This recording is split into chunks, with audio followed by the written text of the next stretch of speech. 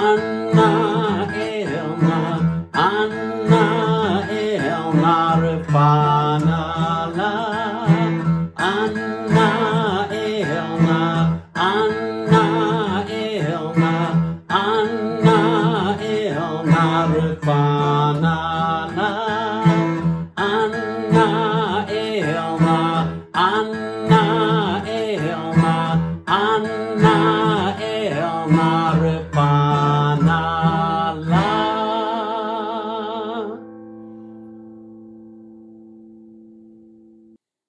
When Moses' sister Miriam was afflicted with the biblical disease known as tzara'at, Moses cried out these 5 short words, El na refa na la.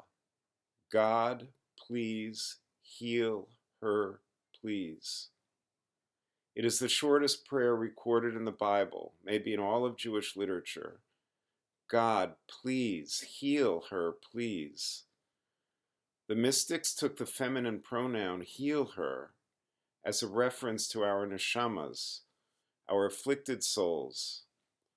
God, please heal us, please. May our souls, afflicted by all the concerns, worries, and anxieties of the work week, be healed on this Shabbat. This week contains the double Torah portion focusing on tzara'at, the very disease that afflicted Miriam.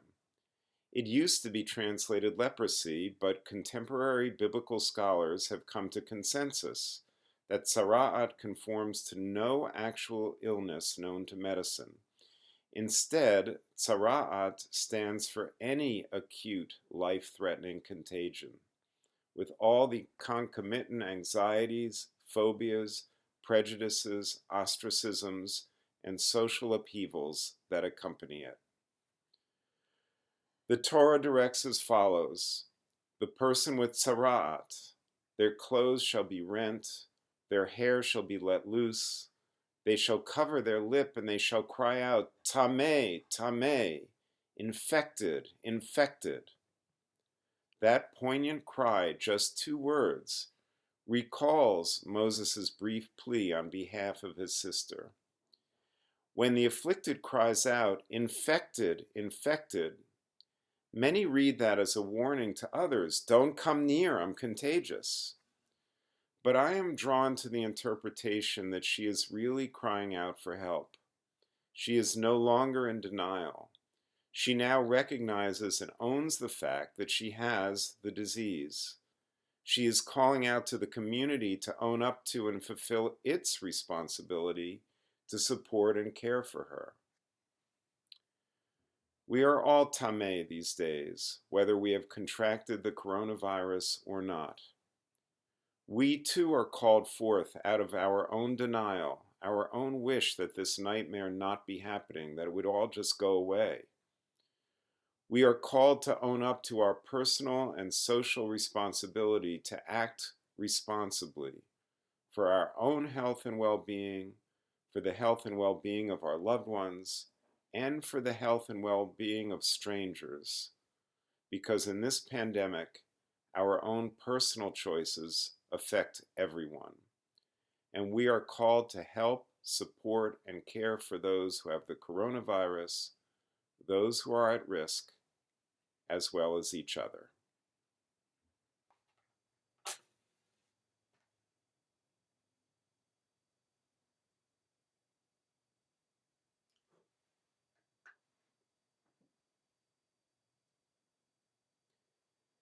Baruch atah Adonai, Eloheinu melech haolam, asher kitshanu b'mitzvotav, v'tzivanu lehadlik ner shel Shabbat.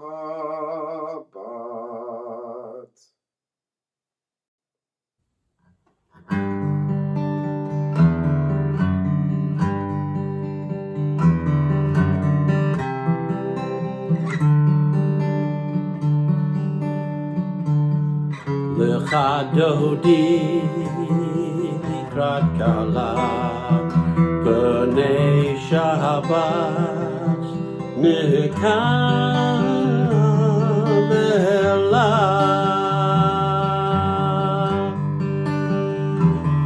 שמור וזכור ודיבור אחד, השמיענו אל המיוחד, אדוני אחד ושמו אחד.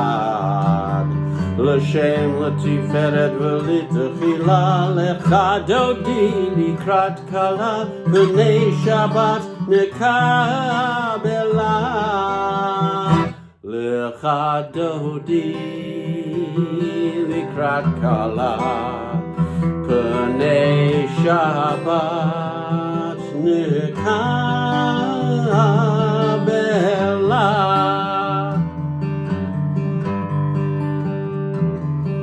בואי בשלום, עטרת בעלה, גם בשמחה ובצוחלה, תוך אמונה עם סגולה. בואי כלה, לך דודי לקראת כלה, פני שבת נקבלה.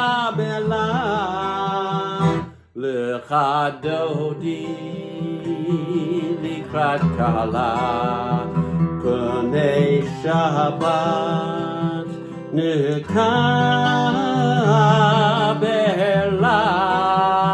לך דודי לקראת כלה, פני שבת נקבלה.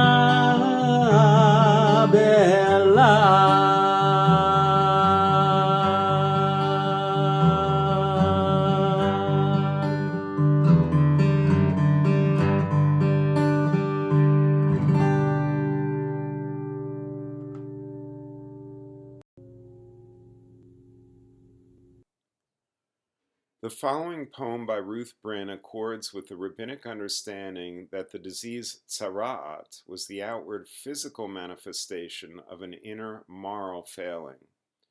So too, we see that the plague of the coronavirus accentuates and lays bare the latent plagues that have already been afflicting our society: racism, anti-Semitism, xenophobia, poverty, economic insecurity, homelessness, restricted access to health care, overcrowding in the prison system, mental illness, the epidemic of loneliness among the elderly, to name just a few.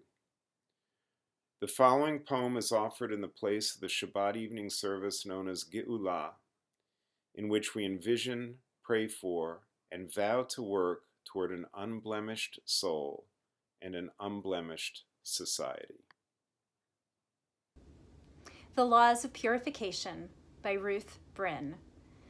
Though it was difficult long ago to heal the dread and deadly spots of leprosy, it is also difficult to heal the deadly hatreds we carry in our hearts today.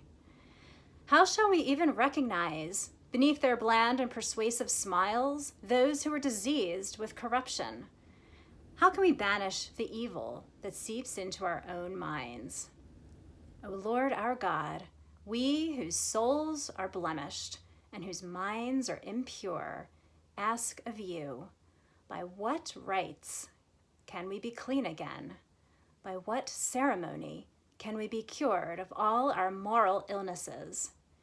Teach us, we implore you, as you taught Moses, the ways of righteousness and strength. Help us to heal ourselves and to be physicians to those who need us. Make our souls pure as they came from you. May the one who blessed our ancestors, Abraham, Isaac, Jacob, Sarah, Rebekah, Rachel, and Leah, bless and heal David Bar-Label, Nancy Brand, Bob Goldstein, Carol Thompson, Akiva Ben Abraham Lipman Ubasha, Diane Legomsky, Pauline Spoolber, Hank Berman, Susan Bloom, Andrew McGrail, Michael Butler, Ed Goodman, Jeff Weaver, Naomi Pardue, Susan Sizer, Deb Garrettson, Jeff Stone, Norma Resitz, Elaine Ostrower, Harav Yosefa Bat Devora, Harav Mikael Ben Moshe Veleba, Sarah Bat Abraham, Stanley Nash, and Eileen Katz, whose Hebrew name is Esther Rachel Bat Meir Unachama.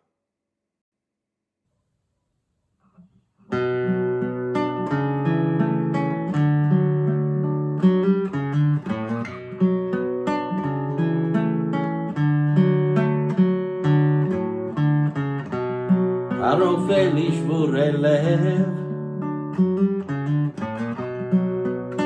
ומכבש לעצבותם מונה מספר לכוכבים לכולם שמו יקרא Healer of the broken-hearted Binder of their wounds Counter of uncountable stars You know where they are Healer of the broken-hearted Binder of our wounds Counter of uncountable stars You know who we are Ana Elna Ripana La Ana Elna Ripana La Ana Elna Ripana La Ana Elna Ripana La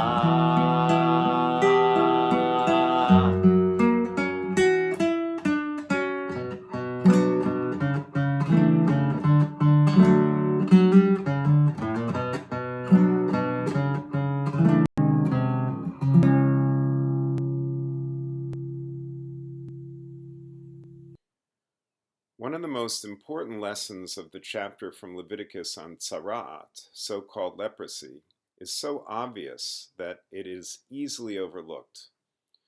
The first verse reads, When a person shall have on the skin of one's flesh a swelling, a rash, or a bright spot, then that person shall be brought before Aaron the priest or before one of his sons, the priests. The lesson is, you cannot diagnose your own disease. You must be brought before someone else, presumably objective, before the duly appointed priest, who will diagnose you according to no other considerations except for the strict criteria set forth in minute detail in the following verses of the Torah. We ourselves are swayed too easily by our own intense conflicting emotions concerning disease to be able to assess ourselves accurately. Excessive phobias and anxieties on the one hand induce us to pronounce ourselves infected when we are not. Denial, on the other hand, might induce us to feel unsusceptible to infection when we are not. That it may happen to other people, but not to us. The Talmud puts it succinctly, a person sees any plague except the plague on oneself. The priests themselves, the ones who hold the power to extend the quarantine for the persons with tzara'at or to release them from quarantine, they are particularly susceptible to bias, to be swayed by other considerations besides protecting the wider community from infection and caring for those already afflicted.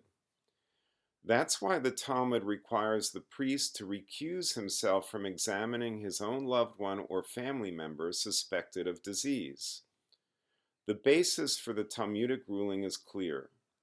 The priest's determination about health and illness, life and death, must be based upon the strict criteria as set forth by the Torah itself, and not upon any other consideration, not personal desires, not wishful thinking, not the state of the economy, and not the presence of libertarian activists demonstrating in front of the State House. The leaders of Congregation Beth Shalom, its rabbi, its president, its officers and board of directors, are not priests. They were not sanctified or appointed by God, nor do they base decisions on divine authority. Rather, their authority is sanctioned and sanctified by your appointment, by your trust. You have entrusted them with the sacred obligation, first and foremost, to preserve and protect the security, safety, and well-being of this community and all of its members, including its most vulnerable members, the elderly, those with underlying medical conditions, they who are particularly at risk if we open our doors to in-person gatherings too soon. Like the Levitical priest, the leaders of the community must not allow personal proclivity, distorted thinking, financial concerns, or political pressure to divert them from the sacred obligation with which the community has entrusted them. Just as the Torah gave explicit instructions to the priest in Mitzorah regarding how to handle cases of infection, the Torah has given us, leaders and members alike, clear precepts as well regarding how to behave in this pandemic. The precept of pikuach nefesh obligates us to adhere to the guidelines of social distancing, to forego public gatherings, to wear a mask in public, to stay 6 feet away from the next person, to wash our hands with soap, for the sake of preserving our own life. But even if we were to choose to violate the first precept because we were foolhardily indifferent to the risk we pose to ourselves, the second Jewish precept of lo ta'amod al dam re'echa nevertheless still obligates us to abide by the guidelines of social distancing for the sake of protecting the lives of others, of not putting the elderly and vulnerable at risk. The entire Jewish ethical system rests not on the notion of rights, but of responsibility. Community is built not with a social contract, but through covenant. In Judaism, when individual liberty conflicts with the common good takes precedence, particularly in matters of life and death.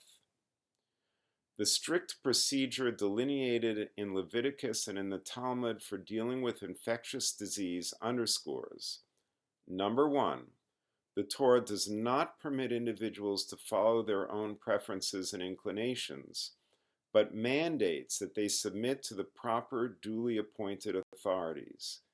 And number two, those authorities must be particularly scrupulous to adhere to the prescribed guidelines and not be swayed by pressures, internal or external, to weaken, undermine, or abandon those guidelines, because the leaders of the people have been conferred with the most sacred trust of all, that of promoting, protecting, and preserving human life.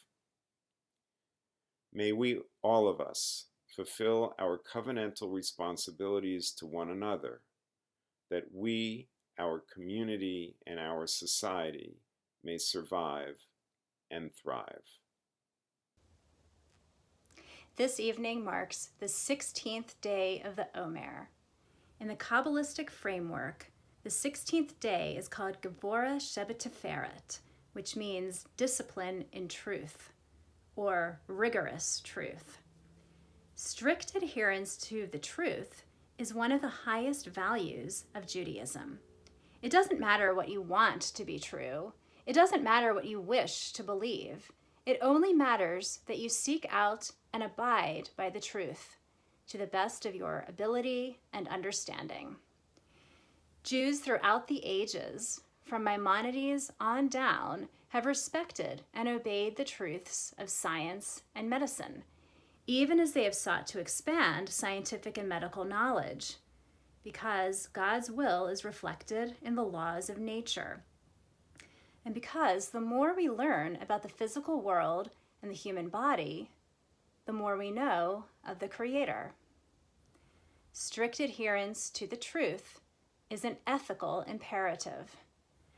When we discredit, disparage, or ignore epidemiological evidence, we are committing murder. When we follow the directives of medical experts, as opposed to those without scientific training, we are choosing life. Our thoughts turn to those who have died, and first we call to mind the many who have died from the coronavirus, including in our community, Edgar Baker, the father of Mary Hunter, Leah Batzima Ushmuel, the mother of Adam Zlotnick, and Yitzchak Ben Ze'ev V'Chana Ethel, the father of Delia Igo. Additionally, in our community, we also mourn the recent deaths of Leonard Heller, the grandfather of Lance da Silva, and Carol Chastain, the mother of River Rosenberg. May their memories be a blessing. We now turn our attention to our loved ones who died in past years, whose yahrzeits are observed on the Shabbat, and they are Jack Blumberg, the father of David Blumberg, Joyce Feinstein, Lee Feinstein's sister-in-law, Ray Foster, the uncle of Lynn Foster Schifris, Jane Gillespie, the daughter of Charlotte Eagley, Yoram Lindenstrauss, Ayelet Lindenstrauss Larson's father, Rabbi Avraham Kaufman, Dina Speckler's grandfather, Dorothy Speckler, Marty Speckler's mother, and Alma Walker, the mother of George Walker. May their memories be a blessing. Yitzgadal v'yitkadash merabah, bi'alma tivra kirute yamich malchute, b'chayechon u'yomechon u'chaye d'chol beit Yisrael, ba'agala u'bizman kariv yimru amen. Yehi shmei rabah mevorach le'olam u'almei almaya. Yitbarach v'yishtabach v'yitpa'ar v'yitromam v'yitnaseh, Yitadar, Yitale, Yitalal, Shmei Kucha, Brihu, Le'ela min kol birchata v'shirata, Tush b'chata v'nechemata, Da miram v'alma v'imru, Amen. Yehi shlama rabba min shmaya, V'chayim aleinu v'al kol Yisrael v'imru, Amen. Oseh shalom v'ramav, Hu ya'aseh shalom, aleinu v'al kol Yisrael.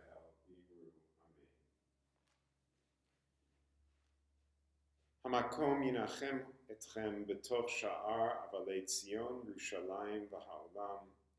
May the Eternal comfort you and all of us who mourn in Zion, Jerusalem, and throughout the world. And let's say, Amen.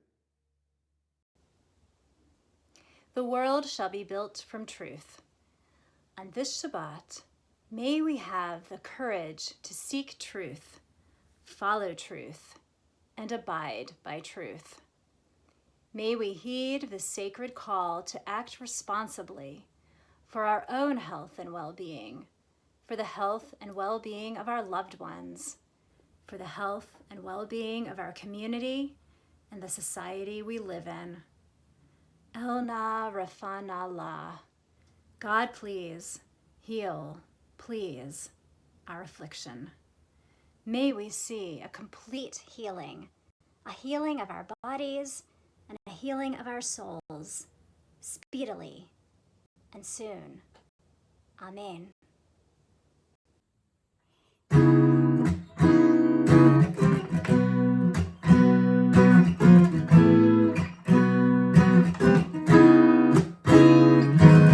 Olam emet ubaneh,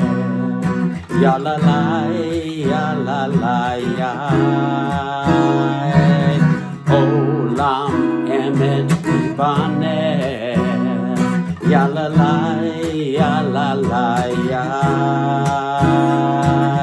Olam emet ibaneh, ya la la, ya la la, ya. Olam emet ibaneh, ya la la, ya la la, ya. I will build this world from truth, ya la la, ya la la, ya. And you must build this world from truth, ya la la, ya la la, ya. And if we build this world from truth, ya la la, ya la la, ya, then God will build this world from truth, ya la la, ya la la, ya. Olam emet ibaneh, ya la la, ya la la, ya. Olam emet ibaneh, ya la la, ya la la, ya. Olam emet ibaneh, ya la la, ya la la, ya. Olam emet ibaneh, ya la la, ya la.